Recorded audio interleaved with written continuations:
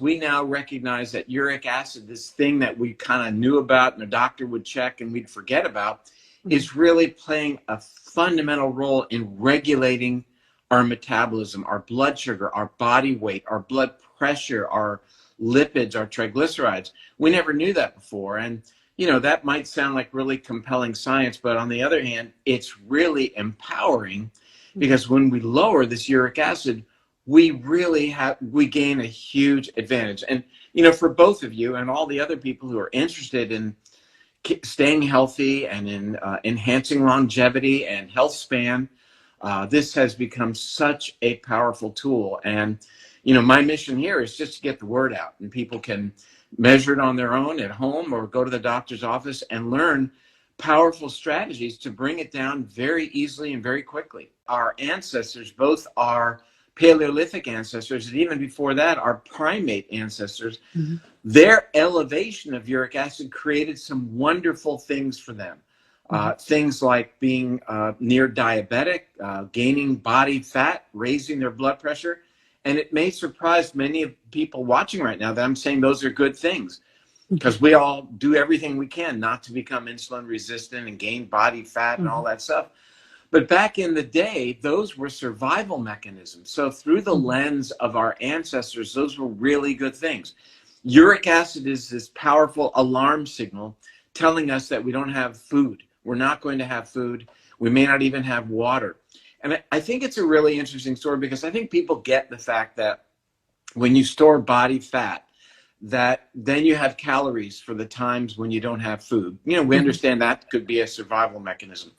But how does this uric acid create a situation where we're not going to become dehydrated? And it does so by the exact same mechanism, making body fat. And the example I like to use is there is an animal that can walk across the desert for 3 weeks and not drink any water. And it has a very unique characteristic. When you look at this animal, it has a big hump on its back. This is the camel. Camels, yeah. And they're able to walk across the desert for weeks and weeks without drinking water, because inside that hump is what? Not water, fat. And when it burns that resource, that fat resource, when any of us burn fat, we form two things: carbon dioxide, which we exhale, and water. So storing fat for all animals, including humans, is a resource against dehydration. This sugar signaling, this fructose signaling to make body fat, is through the uric acid. That's how it works. Hummingbirds, birds in general, reptiles make a lot of uric acid. So do primates. Sergey, Claudia, so do you and I and everybody else. We all make uric acid as a survival mechanism for the times when we're not going to have food or water. And yet that's not the condition that most of us are in these days. So we're packing on the weight, the body fat, as a protection for winter that will never come. All you have to do is Google 2 words, uric and metabolic. And you'll see that there's research globally talking about how this simple thing, uric acid, is so profoundly related to what is causing our blood sugar to go up, what is telling our body to make fat, and even blood pressure related to elevated uric acid. So it will come. You don't want to be having sudden high concentrations of fructose like you might get from fruit juice, or certainly from soda, and from the incredible multitude of foods that are now with added sugars that are so popular at the grocery store. Eating sweet foods gave our ancestors a leg up so they could survive, and not helping us to any degree today. And it's through this mechanism of raising our uric acid. When we look at the worst choice for uric acid, it would be beer. Why beer?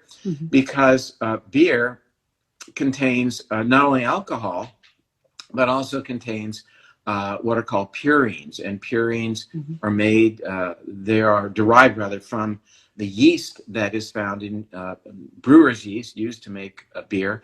So, that's raising uric acid, increasing body fat. So we have a very good explanation now for the beer belly. That is a real thing. People that drink a lot of beer get a big belly because their bodies are making fat to prepare for winter. These are the things that are breaking down our bodies, that are just leading us to age more rapidly and paving the way not only for a decline in our longevity, but a decline in our health span, that period of time where we are still healthy and able to enjoy the life that we have.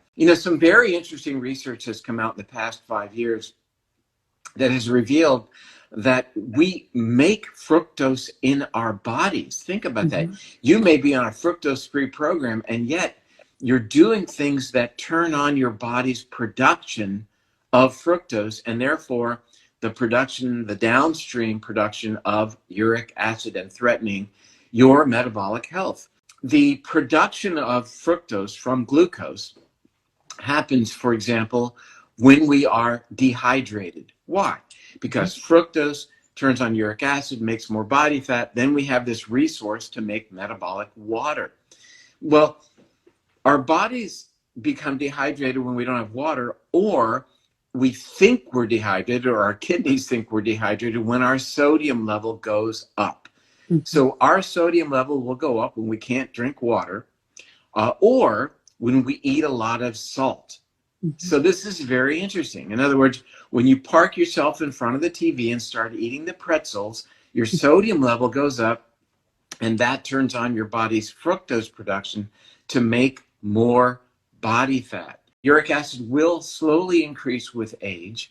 And interestingly, uric acid levels in women are a little bit lower than they are in men until menopause.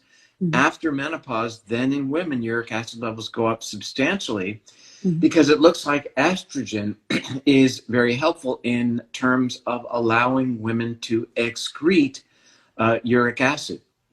And interestingly, it looks like there is at least an association between testosterone levels and elevation of uric acid. Fasting in the short run will actually raise uric acid levels. But once you complete your fast, then your uric acid levels will either return to where they were or will actually be a little bit better. So we're advocates of fasting. We're definitely advocating what is called time-restricted eating, which maybe is a form of fasting, I would think, because of the incredible metabolic benefits that Dr. Sachin Panda has described being associated with the notion of not eating except for into a compressed window of number of hours of the day. Exercise is associated in an intense form with a transient increase in uric acid, but overall, generally engaging in your exercise program is something that will keep uric acid levels where they want to be, well, where you want them to be. One thing I didn't mention is that hypoxia, or having low oxygenation of your blood, can turn on fructose production. And people can experience hypoxia if they have something called sleep apnea, meaning during the night they stop breathing, they're not oxygenating their blood as well. And what does that do? It signals the body to make more fructose, make more body fat, and that threatens to even cause more sleep apnea and makes that whole process move forward in a feed-forward cycle.